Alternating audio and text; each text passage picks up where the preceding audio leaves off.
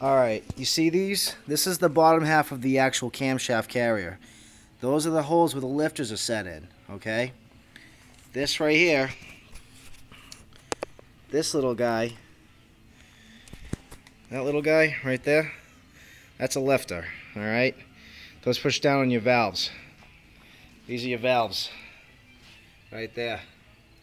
That's going to cause the engine to work, pretty much. That gives it all the compression. Pushing down those valves right there. Okay? That, just to let you know, this camshaft carrier is pretty heavy. Okay? My recommendation is to have one person on the right side and the person on the left side, and you guys lift it simultaneously, slowly, and then if any of the lifters fall out, grab them, put them up on the dash, and then after that, set them back in. Right here, if you look, they just kind of, you just want them to slide right in. Alright, see, it just falls right in. That's what you want. Don't jam these guys in there if any of them fall out. Okay? Lucky for me, this camshaft carrier is relatively clean. So, if you have to, make sure you clean it all out.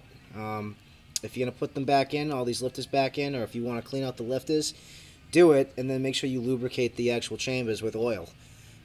Use the 10W30 that it says to use for the you know, the oil cap for the engine. That's what I would use. That's what I do use. Also, big deal here. Make sure these rings, there's a ring that holds these gaskets on. Okay, you can kind of see that ring. There's a ring there, and there's a ring there. Make sure those stay on there.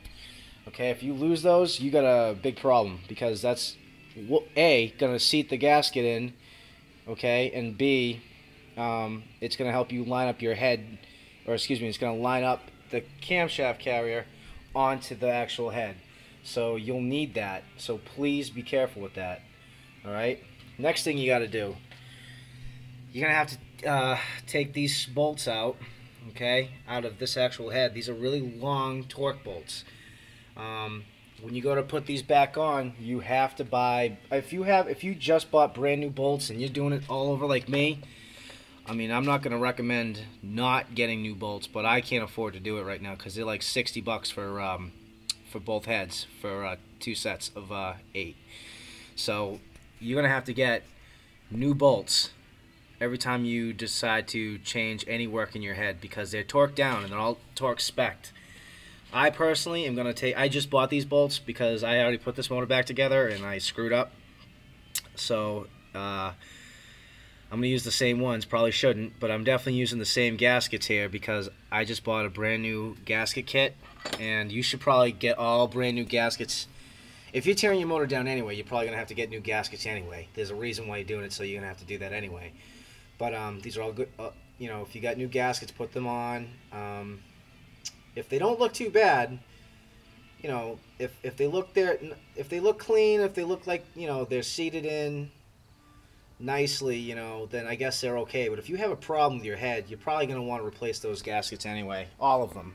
You can get a Felpro gasket kit from like AutoZone for like $300 if you special order them. Come in like 2 days. That's what I did. They even come with stems for the valves, so that even helps.